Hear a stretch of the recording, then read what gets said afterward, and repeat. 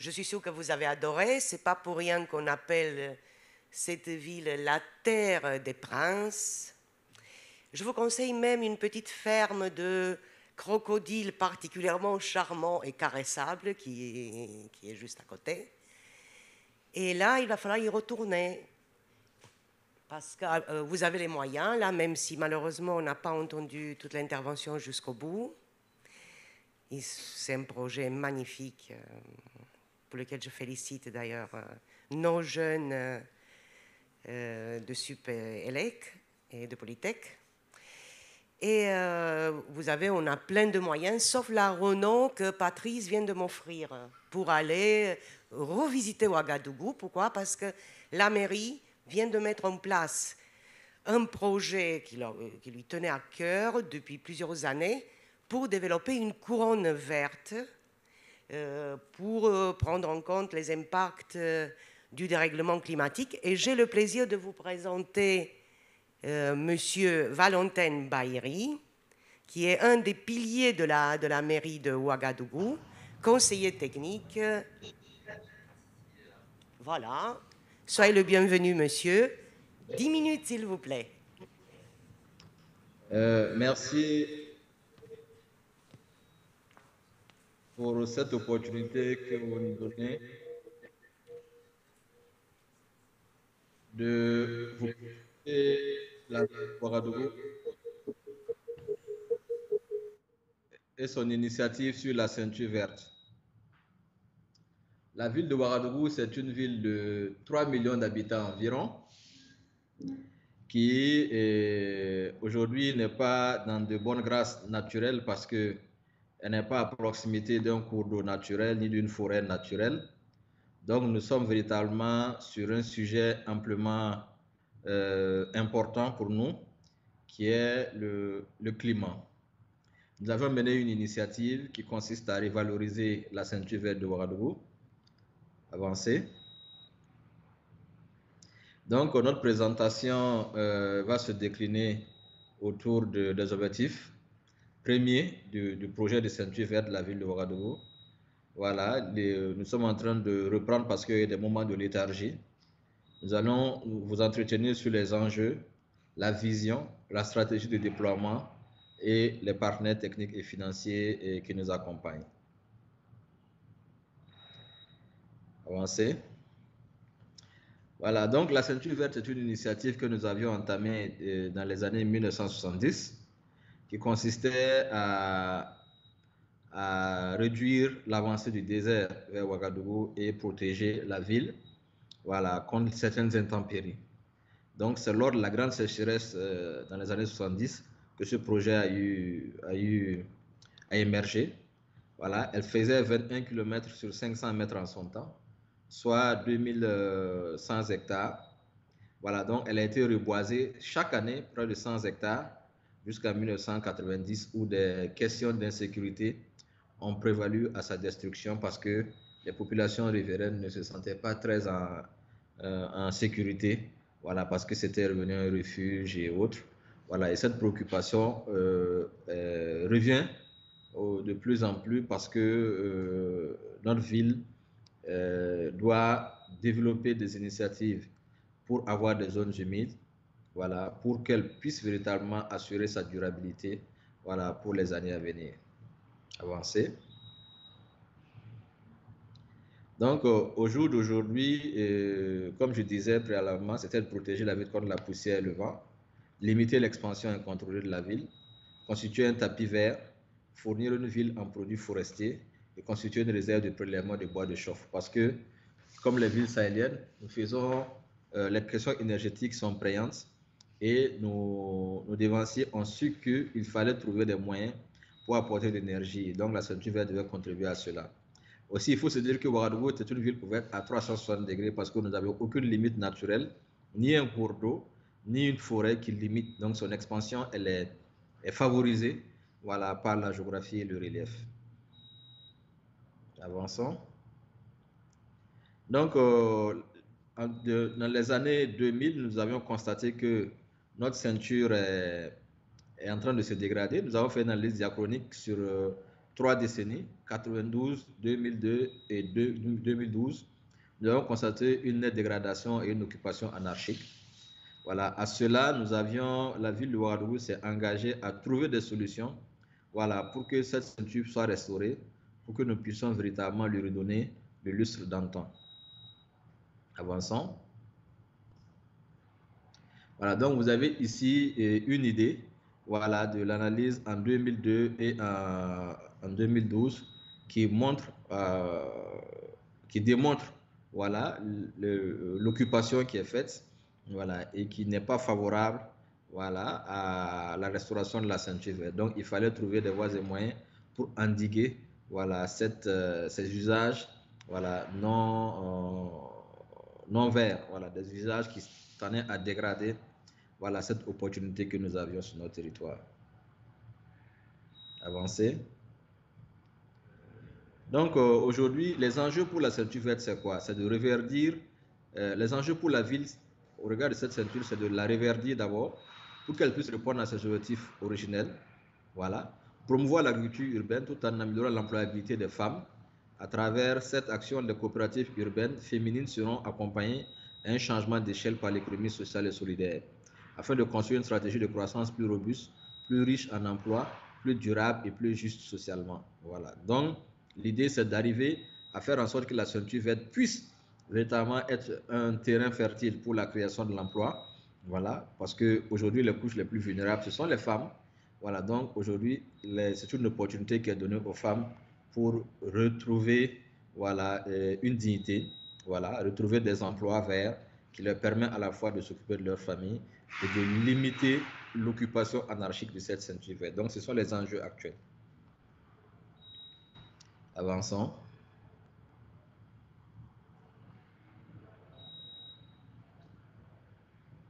Vous pouvez avancer.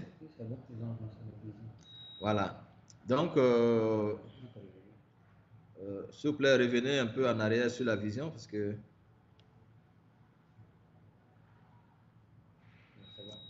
Voilà. Donc, comme je disais tantôt, l'idée pour nous, c'est de restaurer le tissu végétal, accompagner les femmes dans l'initiative entrepreneuriale à travers l'agriculture urbaine. Cette action touchera 40 000 femmes, voilà.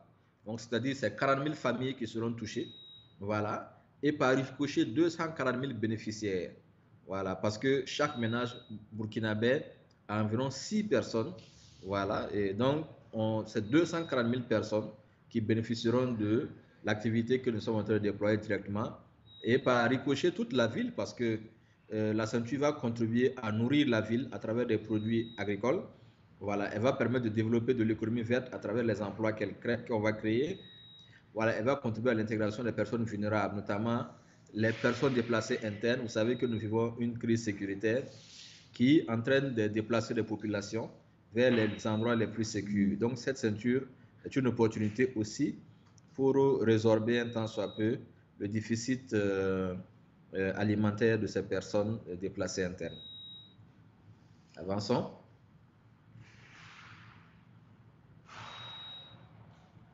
Donc, quelle stratégie nous avons pris pour déployer l'initiative? Cette initiative a été dénommée Initiative Bouclons la ceinture verte. Et cela, nous avions d'abord commencé par mobiliser les données des études préalables afin d'avoir une meilleure vision des pratiques sur le terrain et de mieux connaître les exploitants des sites maraîchers, l'horticulture de la ceinture verte. Donc, nous avons fait une cartographie des différents sites et d'exploitation afin de mieux orienter et calibrer l'intervention. Nous avons initié des rencontres d'échange à travers des visites terrain. Cette démarche a permis de nouer le dialogue avec les exploitants et d'identifier les associations ou de façon globale leur mode d'organisation. Planter des arbres adaptés pour reverdir la ceinture, aménager des sites maraîchers à travers l'implantation de fourrages et de châteaux d'eau, voilà, et la mise à disposition de matériel. Nous avons noué des partenariats avec des ONG qui sont venus en appui aux exploitants sur la ceinture verte et ont amené des investissements pour l'équipement du site et la plantation d'arbres. Donc, nous avions utilisé cette stratégie, voilà, pour développer ce que nous avions déjà pu faire, voilà, suite à cette ceinture. Avançons. Donc, plusieurs partenaires techniques se sont intéressés à l'initiative. Voilà, donc il y a des ONG, surtout des ONG de la coopération italienne, Accra Manitese, Il y a les entreprises de la place, il y a des banques, voilà, il y a des sociétés, il y a plusieurs sociétés qui se sont intéressées, voilà, parce que nous avons utilisé le naming en marketing, c'est une stratégie qui permet aux acteurs d'investir dans des espaces qui porteront leur nom, même si c'est des espaces publics. Voilà. Donc, les bailleurs de fonds, voilà. Donc, aujourd'hui, nous avons pu mobiliser environ 3,75 millions d'euros. Voilà, pour un besoin total de 70 millions. Voilà, donc, comme je disais tantôt, il y a les entreprises, il y a l'Union européenne qui nous apporte 2 millions d'euros. Voilà, et d'autres initiatives comme l'Association internationale des maires francophones qui nous accompagnent dans cette initiative. Vous pouvez avancer. Voilà. Donc, nous allons engager l'année, à partir de 2023, près de 150 hectares qui vont être aménagés avec le soutien de ses partenaires. Avancez. Voilà. Donc, je tiens à vous présenter brièvement une vidéo sur la ceinture verte qui permettra de comprendre et de voir le visu, ce qui est entrepris sur la ceinture verte. Vous pouvez lancer. La vidéo, s'il vous plaît.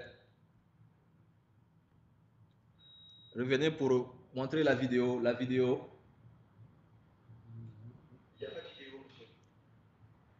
Non, sur le PowerPoint, il y a une vidéo. Il y a une vidéo, il suffit de la lancer. Oh, d'accord. D'accord. Donc, je crois que c'est en résumé ce que je pouvais dire sur l'initiative que nous avions déployée. Voilà, la vidéo, elle était très illustrative. Voilà, en 2 minutes, c'était de toucher du doigt ce qui se passait sur le terrain. Voilà, et Ouagadougou, aujourd'hui, on n'a pas de plan B. C'est l'initiative qui nous permettra d'associer la reforestation à l'agriculture urbaine, voilà, et créer de l'emploi, voilà, et donner plus de visibilité à notre territoire, comme des projets comme la Grande Muraille Verte. Ce projet est la solution idoine, voilà, pour nous, pour trouver des solutions durables à notre territoire à l'horizon 2050. Je vous remercie. Merci beaucoup, Monsieur Baïri. Et vous inquiétez pas, nous mettrons sur le site votre vidéo. Merci pour cette présentation très concise. Et puis, on viendra bientôt, peut-être, dans le train à hydrogène de Monsieur Leguet. Bon, comme vous avez vu, on fait pas mal de choses en famille. Donc là, j'invite 2 jeunes frères qui représentent la société Isanaya. Excusez-moi pour l'accent pas trop basque. Donc ça veut dire comme des frères. Hein, c'est étonnant. Comme des frères. Et puis je suis admirative, tout comme pour les jeunes que nous avons vus tout à l'heure avec leur UML, de voir ces 2 jeunes surdiplômés qui ont levé leur col blanc et ils ont mis la main à la pâte. Et vous ne savez pas à quel point j'ai raison, à la pâte en effet, parce qu'ils fabriquent de la bière avec du pain. Et c'est très local, c'est-à-dire que ça commence par local ici au Forum de Pertuis, vous pouvez aller déguster un peu, mais ils font ça dans le Pays Basque, à la fois matière première et puis à la fois consommation, modérée bien évidemment, et bien sûr qu'ils aimeraient bien pouvoir étaler ce concept dans toute la France, voire aux États-Unis with Robert, isn't it? Allez, à vous les garçons.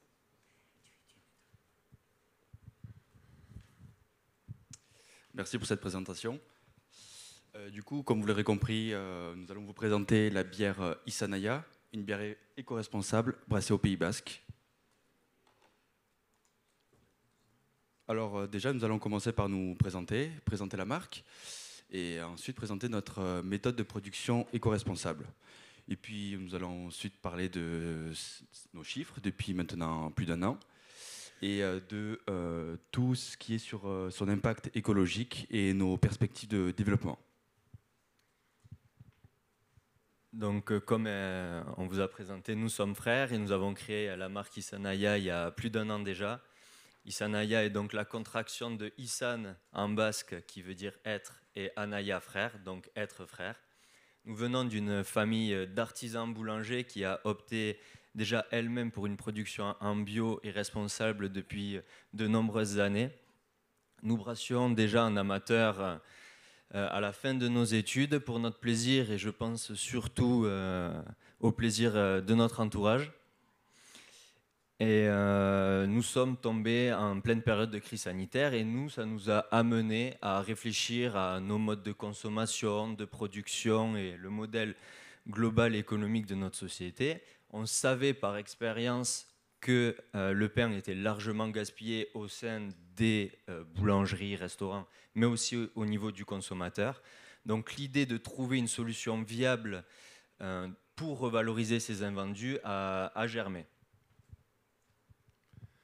Donc nous sommes partis sur plusieurs études qui ont été réalisées par l'ADEME et qui révèlent certains chiffres sur le gaspillage alimentaire et notamment ceux qui nous concernent, concernant les invendus de pain.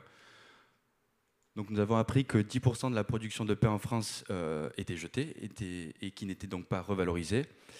Sur un aspect d'eau et de consommation d'eau, qu'une baguette produite et qui était jetée, c'était environ une baignoire remplie d'eau qui avait été gaspillée si l'on partait de toute sa production et de sa transformation. Et concernant l'énergie, c'était qu'une baguette qui a été produite et qui finit par être jetée. C'est environ 13 heures d'éclairage de notre salon et de votre salon qui a été gaspillée. Donc nous sommes partis sur une problématique qui est de comment revaloriser les invendus de pain qui sont destinés à être jetés. Donc la marque Isanaya est la réponse à cette problématique. Donc notre marque Isanaya est basée sur une démarche contre le gaspillage alimentaire. Concrètement, c'est la mise en place d'un réseau de récolte de pain sur et au sein d'un territoire, selon une certaine charte que nous avons déjà établie pour une constance bien sûr dans le produit et en favorisant et valorisant les matières premières et les farines locales et ou bio. Donc et c'est bien sûr aussi produire nos recettes auprès de partenaires locaux au sein du même territoire. Donc concrètement, nous avons appliqué cette démarche-là au Pays Basque. Et aujourd'hui, c'est un système qui est basé sur l'économie circulaire où nous valorisons les savoir-faire locaux et les outils de production déjà existants sur le territoire pour produire notre bière. Donc, nos valeurs et nos missions sont basées sur le comment consommer autrement. Donc, pour vous expliquer ce que c'est qu'une bière de pain concrètement, pour produire une bière traditionnelle, on utilise essentiellement de la céréale, donc du malt, de l'eau et du houblon, et ensuite avec un processus de création, on arrive à produire une bière. Le pain, lui, va être intégré dans l'écuve de brassage au moment où nous intégrons la céréale. Donc nous substituons 30% de la céréale et nous la remplaçons par du pain qui a été destiné à être jeté. Concrètement, voilà, nous substituons 30% de la céréale qui devait être utilisée pour brasser et nous la remplaçons par un produit qui était lui destiné à être jeté. Ce que nous retrouvons dans les bières Isanaya, pour une bouteille de 33 centilitres, c'est très simple, c'est de l'eau, du malt et 3 tranches de pain. Ça fait maintenant plus d'1 an que nous commercialisons la marque Isanaya sous 2 bières différentes, la bière blonde et la bière blanche. Nous distinguons de la concurrence de par déjà son aspect éco-responsable et ensuite de son aspect gustatif parce que le pain va apporter lui des caractéristiques à nos bières. Par exemple, pour la bière blonde, le pain va apporter un fin goût légèrement toasté, voire de miel. Et pour la bière blanche, nous souhaitions utiliser le sel et l'acidité qu'il y a dans le levain qui sert à produire du pain. Et c'est ce que nous retrouvons dans nos bières blanches.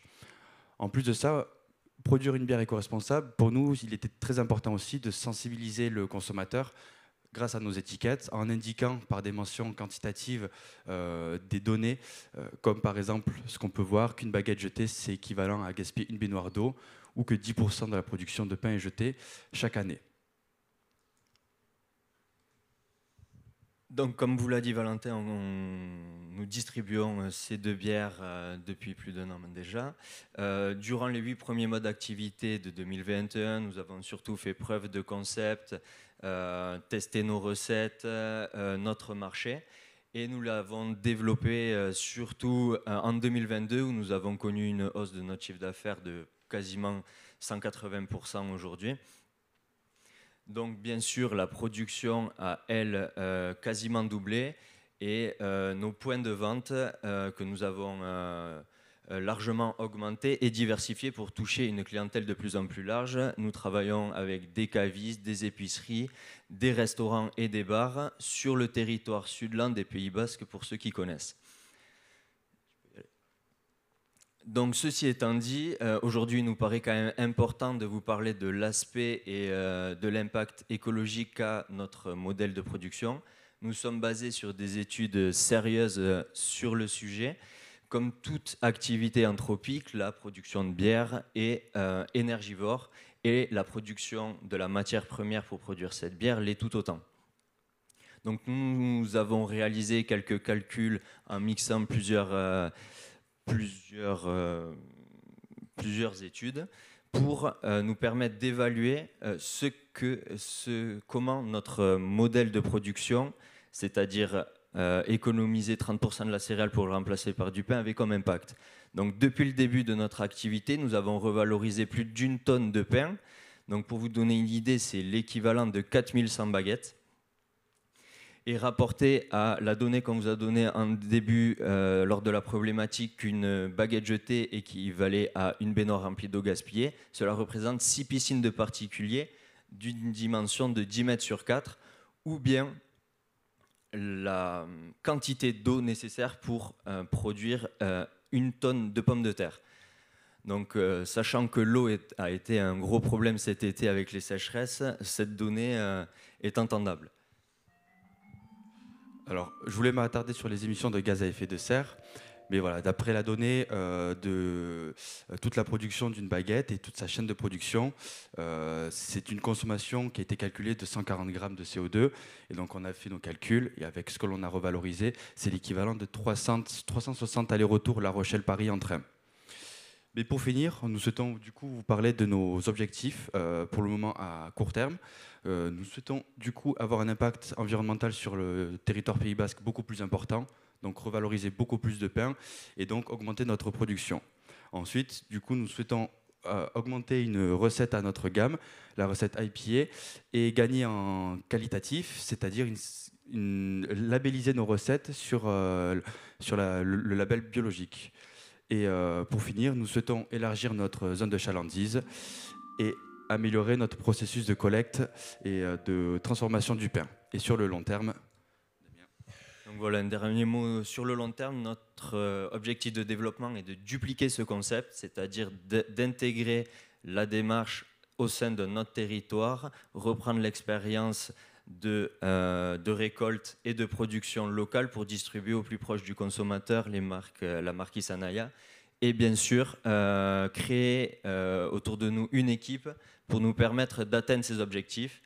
Donc voilà, nous voulons remercier les partenaires avec qui nous travaillons depuis le début, boulangerie, restaurants et brasseurs. Le 5T qui nous permet de vous faire connaître, je pense, ce process de production de bière éco-responsable. Et à vous, merci de votre attention.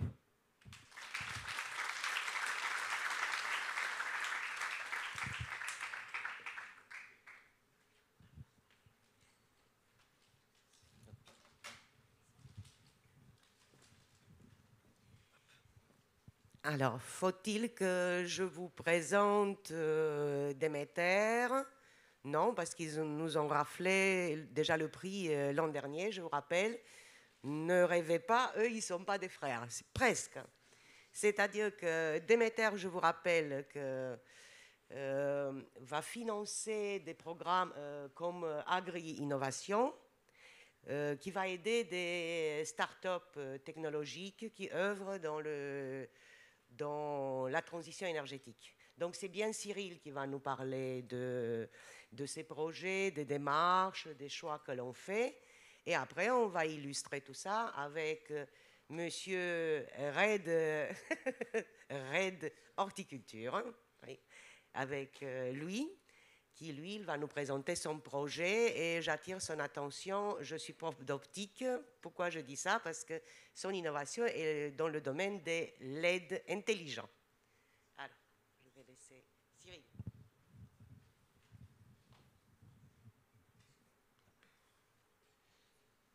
Tu peux venir. Je vais simplement faire un mot d'introduction. Je vais laisser beaucoup parler Louis. Donc, ravi de pouvoir parler d'agriculture et de transition énergétique. Juste un petit mot rapide sur Déméter, effectivement, que vous connaissez peut-être. On avait présenté déjà il y a 2 ans le fonds Agri-Innovation. En fait, Déméter intervient dans le domaine de la transition écologique déjà depuis une quinzaine, même un peu plus, près de 20 ans, à travers différents fonds. Peut-être je vais avancer sur le... Si c'est moi qui... Hop, voilà.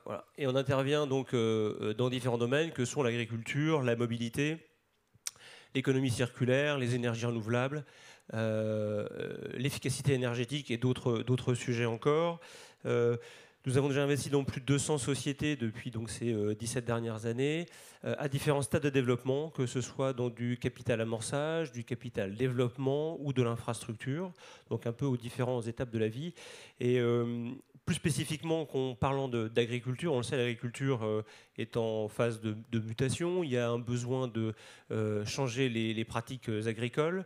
Et donc, c'est pour ces raisons que nous avons créé en 2018 un fonds qui s'appelle Agri-Innovation, qui est un fonds dédié à l'investissement dans des startups du secteur de l'agriculture, un petit peu sur toute la chaîne de valeur, à la fois sur l'amont de la filière agricole, c'est-à-dire vraiment les pratiques agricoles elles-mêmes, et la transformation alimentaire et non alimentaire de ces matières agricoles. Donc, on a investi déjà avec ce fonds dans une quinzaine de startups, dont la société Red Horticulture, qui est ici représentée par Louis Golaz et qui va vous expliquer ce que fait Red, et qui est l'un des exemples de en quoi l'investissement et le capital investissement peut accompagner des startups et aider à la transition énergétique. Red, Louis va vous l'exposer notamment, aide en particulier à l'économie d'énergie dans les productions agricoles, avec un concept innovant qui est celui de photobiologie, qui nous a beaucoup plu, et donc on a été ravis de pouvoir accompagner Red dans son développement. Voilà, je te laisse la parole, Louis. Super, merci Cyril pour l'introduction. Donc Red Horticulture, aujourd'hui je vais vous parler d'éclairage, de production en serre professionnelle. Donc, je vais reprendre la main juste sur les slides. Il faut savoir qu'aujourd'hui, les serres climatiques dans lesquelles on produit les tomates, les concombres, les fraises, sont totalement optimisées d'un point de vue environnemental. C'est-à-dire qu'on peut contrôler la température, l'humidité, le taux de CO2, les engrais qu'on va rajouter pour booster les plantes. Malheureusement, tout ce qui est connaissance autour de la lumière et le paramètre lumière, il n'a toujours pas été optimisé. La lumière, c'est le premier facteur clé de succès d'une production. Vous n'avez pas de lumière, vous n'avez pas de production. Ce qui fait que certains producteurs, notamment dans des régions géographiques comme le Benelux, l'Europe du Nord, ils ont décidé de rajouter de la lumière dans leur serre professionnelle. Pourquoi? Pour augmenter le rendement dans leur serre. Alors, pourquoi rajouter de la lumière? Pourquoi consommer plus d'énergie? Parce que tout simplement, en fait, vu qu'il y avait si peu de lumière, le peu de lumière artificielle qu'on rajoutait en plus, ça permettait de doubler les rendements. Aujourd'hui, la technologie qui est utilisée dans les serres professionnelles, c'est une technologie que vous croisez régulièrement, sur la route notamment, c'est la technologie de l'ampoule sodium, donc la SONT. C'est ce que vous voyez comme lumière jaune dans les tunnels, sur les parkings, sur les autoroutes. Alors, les problèmes de cette technologie-là, c'est la consommation énergétique, mais également le rayonnement de chaleur. Donc, depuis peu, on a la LED qui est arrivée, qui a commencé à bousculer un petit peu les lignes, qui permet de réduire d'à peu près 40 à 45% les consommations énergétiques. Par contre, cette LED, elle n'a fait que reproduire la façon dont on utilisait les HPS, c'est-à-dire qu'on pouvait les allumer et les éteindre. Il n'y avait aucun pilotage derrière, là où auparavant, on peut, et toujours maintenant, on peut piloter tout ce qu'on apporte dans la serre. Donc l'innovation de Red, c'est vraiment de venir piloter l'éclairage, que ce soit en intensité, en couleur, en quantité, pour accompagner les producteurs à améliorer leur production en termes de qualité, à réduire les temps de production, à réduire les consommations et à améliorer leur productivité. Donc nous, on a pu travailler déjà sur plus d'une trentaine d'espèces différentes. La société RED, c'est une société lyonnaise à la base. Maintenant, on a des bureaux sur 4 points géographiques en Europe. Je pourrais passer à ça très rapidement. On a pu travailler notamment avec des producteurs français, donc avec des très grosses coopératives françaises telles que Savéol, Prince de Bretagne, que vous devez connaître, notamment dans les étals. Mais on a également un très gros marché, notamment au Benelux, où on a plus de 10 000 hectares de serres, rien que sur les 2 pays, Hollande, Belgique. Et il faut savoir que sur ces 10 000 hectares, il y a plus de 6 000 hectares qui sont équipés en lampes HPS, 6 000 hectares qui consomment à l'hectare plus d'1 mégawatt de consommation instantanée.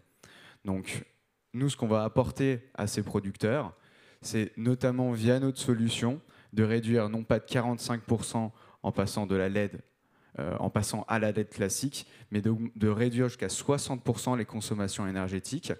Donc le système, c'est un système où on va s'interfacer avec des réseaux de capteurs qui sont existants déjà dans la serre, mais on a également notre propre réseau de capteurs qu'on implémente.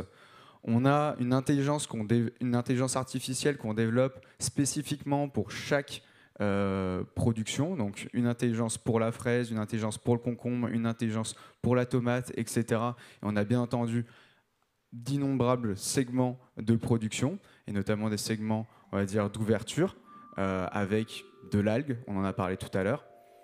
Et cette intelligence artificielle va venir piloter le luminaire en fonction des objectifs de production du producteur.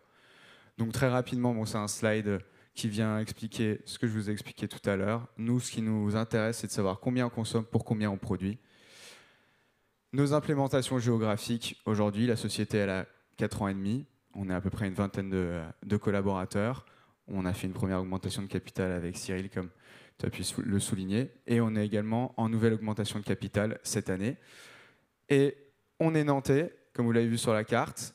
Nantais, pourquoi? Puisqu'on a ouvert ici, qui est dans le bassin Bretagne, Pays de la Loire, Vendéen, le bassin de production de fruits et légumes en France, un des plus gros bassins. Et on a ouvert le plus gros centre de recherche européen en photobiologie. Donc c'est l'étude de l'impact de la lumière sur le développement des êtres vivants, et nous spécifiquement sur les êtres vivants en serre. Je vous remercie de votre attention.